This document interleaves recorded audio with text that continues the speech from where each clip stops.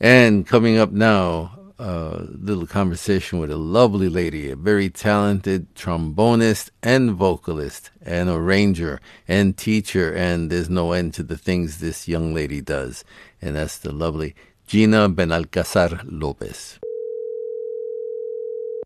Hi, Angel. How are you? I'm doing great. How are you? I'm excited to be able to speak with you finally. Yes, I know I'm excited about this too. Thank you so much for speaking with me. We've been trying to do this since before, and you Yes. didn't have anything out, and you said, well, let's wait Yep. till something happens, and something Mm-hmm. happened. What happened? Something is happening, yes. Tell me about it. So right now I have a single that just came out like a week ago, maybe a week and a half ago. And I have another single that's coming out in about a week and a half. And the CD's printed, so I have CDs. I've been selling them at shows. And we've been playing a lot. We've been doing a lot of performances. So a lot has happened. And now we have a CD where people can take the music home and streaming some music so people can listen to it.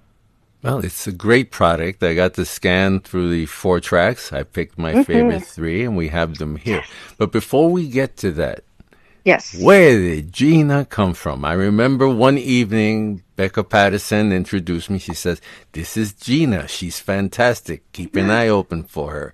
And I love Becca very much. She's a Yes. beautiful person, great musician. And I Yes. mean, just one loving heart after another. She's great. And when she tells me something like that, okay, I got my eyes open. And I've been following you and finally caught you. So where did Gina come from? Well, to start from the start, I'm from Queens. I grew up here, raised by parents from Honduras and Ecuador. And I went to school for my undergraduate in Florida, and then I went for my master's in Michigan. And then I've been back in the city for about 8 years now, freelancing. I studied music. I did a jazz studies degree and a classical degree, actually. And getting into the city, I was really ingrained in the jazz scene for many, many years. And for the last 4 years it's been now, I've been doing more research into the Latin music. So it's like I'm making a trip way back to the music I grew up listening to, which is salsa, cumbia, merengue, bachata. So kind of learning about the music with the same kind of depth that I studied jazz and classical, though it's been different because I don't have teachers who are giving me exactly what to listen to. I'm asking my elders and then asking the percussionists in the city, what is this thing that's happening? And it's been a process of like learning about the music in a way that I could write it. Because I love to dance it and I love to listen to it. I have my Saturday morning salsa cleaning playlist that I listen to more than on Saturdays, I'll say. It wakes me up, it juices me up whenever I'm trying to gain energy. So I know the music in my spirit, but now actually learning it enough to be able to give it to musicians and say, let's perform this music for people. And that's how we got here. And all in a short span of 4 years, Yes. because from when I met you till now, you're a whole different person. Yeah, I feel different. Yeah. Guess a lot has changed. Well, Gina's still Gina from what I see, and she's extremely talented, and she sings in the I tradition of do. the masters. In fact, that first thing that came to my mind, of course, was Graciela Hmm. and Macho, because they did "Donde estabas tú?" Yeah. and The story of how we even came up to this live album was also kind of an accident slash very intentional at the same time. So last year when the band kind of formed and we did a performance at Dizzy's Club, the late night set. So in this late night set, we did three nights. I set up a recorder and I recorded our live music and I used those live recordings to apply for a grant, which I received for the project. So we got this grant. It was like facilitating us having time to learn a bit of new repertoire because I was like, oh, I have all this music, but salsa is so involved. It's like a really like, there's interweaving lines and stuff like that. So we definitely needed to like sit down and work it out. And we put together a show at the Jazz Gallery, and the Jazz Gallery actually mentioned it to us like, hey, well, we have this program where musicians have the option to record a live record if they want to, and then we'll help you release the music. And we'd been playing so much, and people were asking for CDs, and I was like, well, I don't have a CD yet. I don't have a CD yet. And so I was like, you know what, this might be a great chance to record the band because, this is exactly what happens at a show. If you listen to this album, this is exactly what you can expect at a show, which is just a bunch of musicians who are super locked in, super professional, and making a lot of music happen. And the concert was so good that it was like, yeah, this definitely has to be a live record. So now we have this CD, and it's been actually so nice to have just a footprint of this project online so that when you look us up, you know what the sound is. So the tracks that you're going to play are radio cuts. They're reduced 4-minute cuts, but the CD itself has the entire live concert, and it is stunning. It came out really well.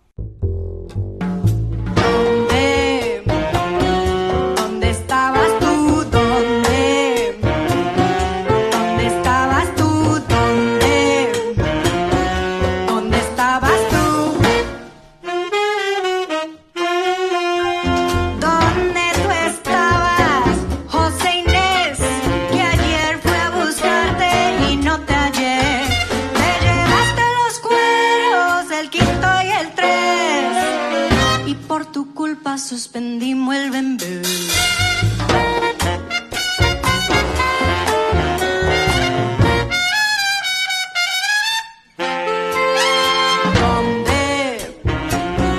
¿Dónde estabas tú?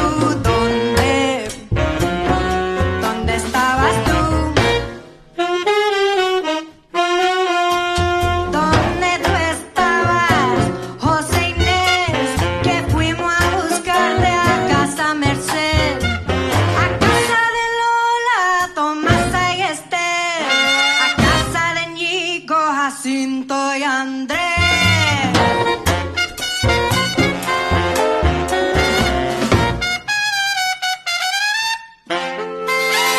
¿Dónde estabas tú?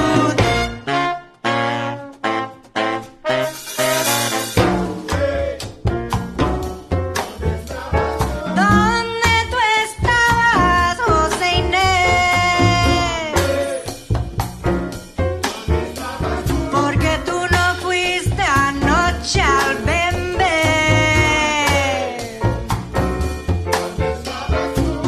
Si no quieres problemas conmigo, José, que aparezca pronto el quinto y el tres.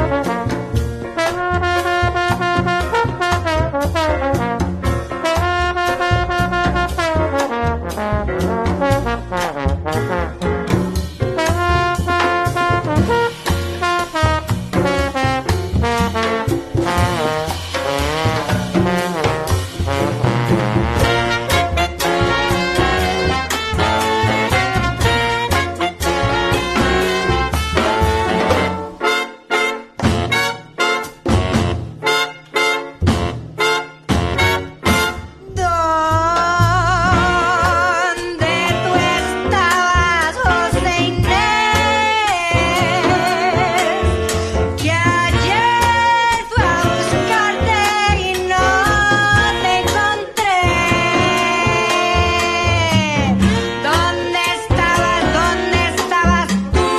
No sé, José Inés, que ayer fui a buscarte y no te encontré.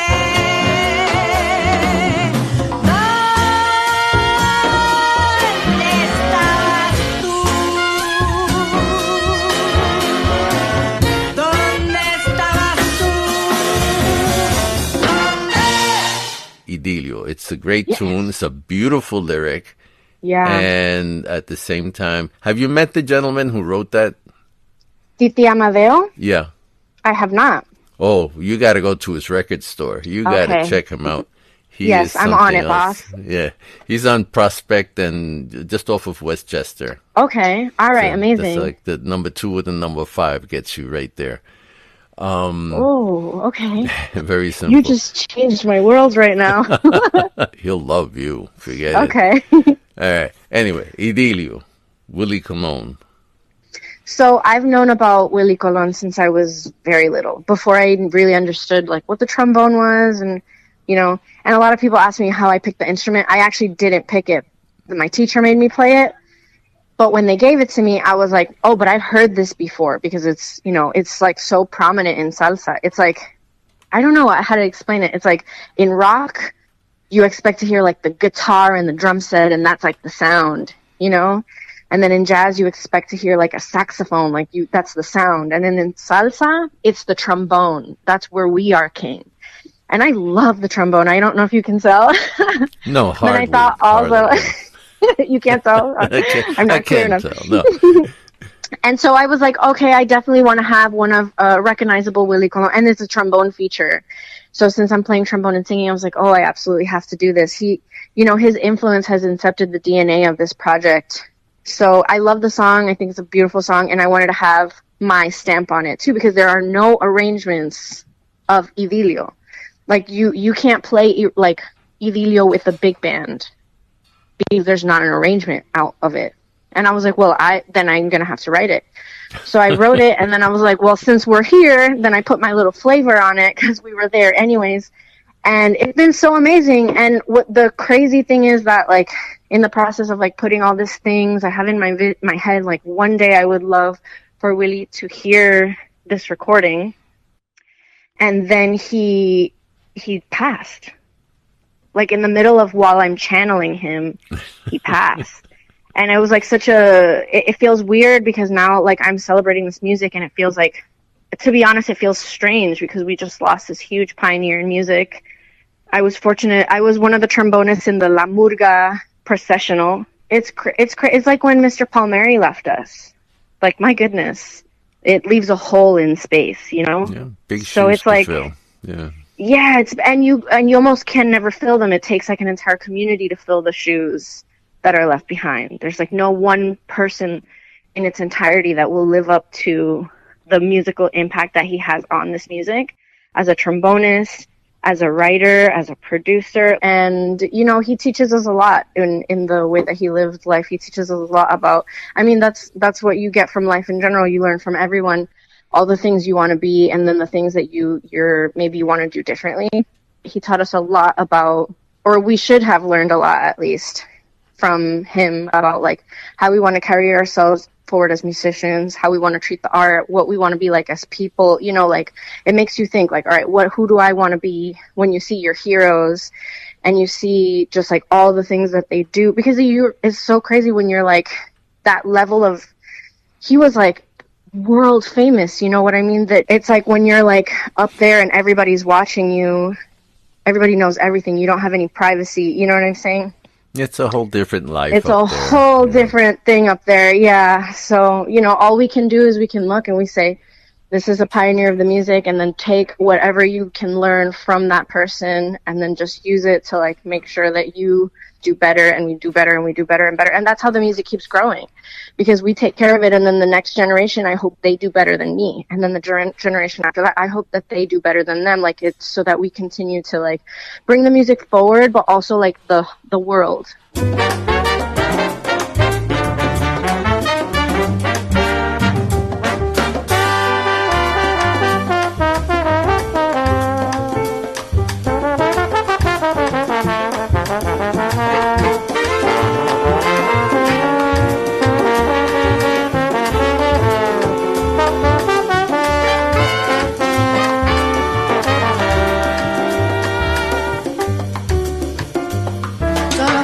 El deseo divino de hacerte mía, más me destruye la incertidumbre que estoy pasando. Es que la nieve cruel de los años mi cuerpo enfría, y se me agota ya la paciencia por ti esperando. Se me agota ya la paciencia por ti esperando. Que a besos yo te levanta a rayar del día y que el idilio perdure siempre al llegar la noche. Y cuando venga la aurora llena de goces, se fundan en una sola tu alma y la mía.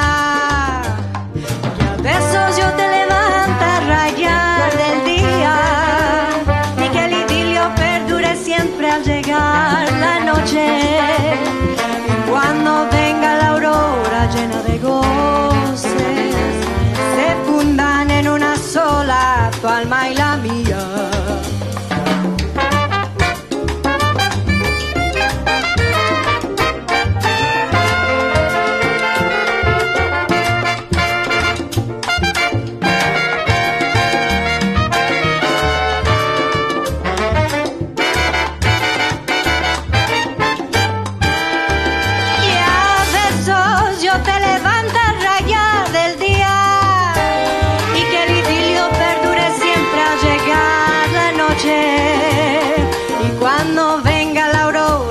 De goces se fundan en una sola tu alma y la mía.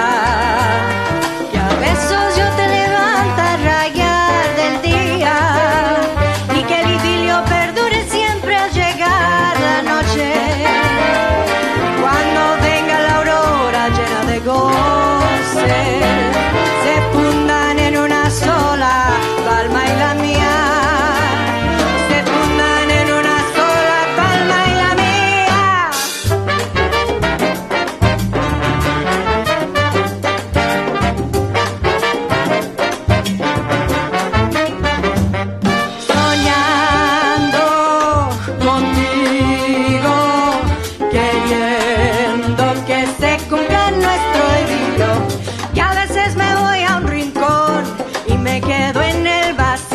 Sufriendo por ti, amor mío, me llama mi corazón.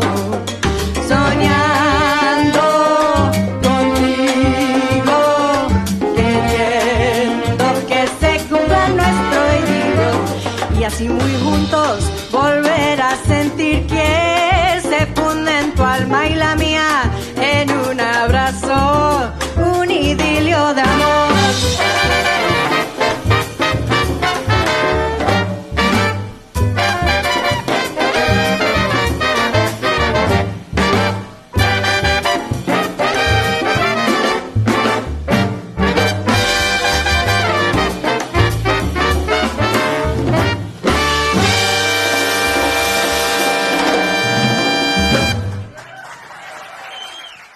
Tell me about La Segunda. So La Segunda, because you're right, I feel like when you're putting together a thing like this, one of my things is I want to reach the audience. What if I were to write a Tito Puente song? How can I write an instrumental tune that channels Eddie Palmieri and like Tito Puente? I want like the groove here, and I don't want it to be super complicated. I just want it to be like a beautiful song that makes people want to move and that is fun to play on. And my thing was also, I love the drum set. I want to feature the drum set. So that's kind of how this song came about, where I was just like, let me put this in here as a song that's like, you know, I'm representing this music of my elders, and now here is my contribution to this canon, to share with you like how these elders have actually seeped into my music. So that's where La Segunda comes in.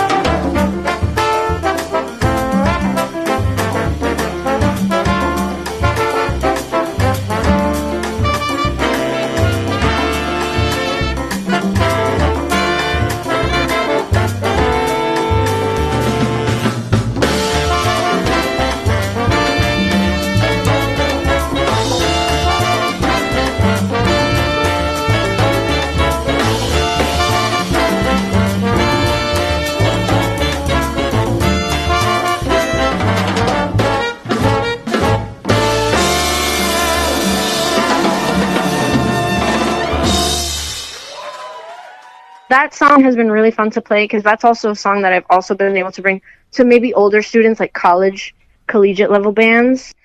But even then, we're talking about intergenerational exchange. I'm trying to reach the kiddies at 5 years old.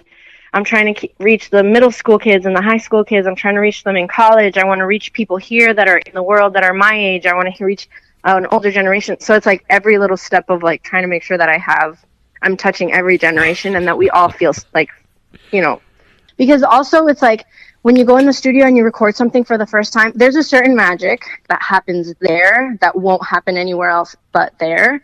And so I feel like we got that in the live album. This was just how it happened on stage, and this is what's going to happen. And for the next one, it's like, all right, let's kind of see if we can sit on something for a long time with the same band. And then when we sit in the studio and we go in and we take, boom, 2 takes of every song, and then we pick our favorite takes of the 2 takes. By the time we're in that studio, we're going to have our thing on it. It's going to be electric, I know. Mm-hmm. And I'm looking forward to that. And I'm looking forward to hearing a whole lot more Gina in the time to come. So please, whatever happens, make sure you keep me in the loop. I really want to be a part of this. Yes, of course. Absolutely. All right, darling. So thank you so much for your time. Thank you for the music. And yes, I'd like a copy of that CD. Yes, so I'm on hold it. one for me. I have it here for you. Okay. What gigs are coming up so I could, throw that into the podcast as well? So this weekend on March 15th, we have an event in Lidditz, Pennsylvania, where we're going to actually be doing a collaboration with a dance company, Mambo Jazz Dance Company. So that's really exciting. We're doing that this weekend. And then through the fall, we have a big band gig at Dizzy's. We're going to be part of the Downtown Alliance series. We have another gig at the Jazz Gallery to celebrate the album release. We'll be at Birdland. So we're going to definitely be around. I think the best way to know, because depending on when whoever is listening to when you are in time and space to listen to this, the best place to check out where we're playing is to look at us in bands in town or look at us on Instagram. There's always something coming up. The next thing is this weekend, but if you're not able to make March 15th, there's an abundance of shows that are happening, and some of them are free to the public. So I love that because that means that there's access, and as you can tell, it's access to this music is very important to me. Well, you're on the right track. You're taking the right steps. I'm impressed to no end. And Gina, hey, many years of good health and success.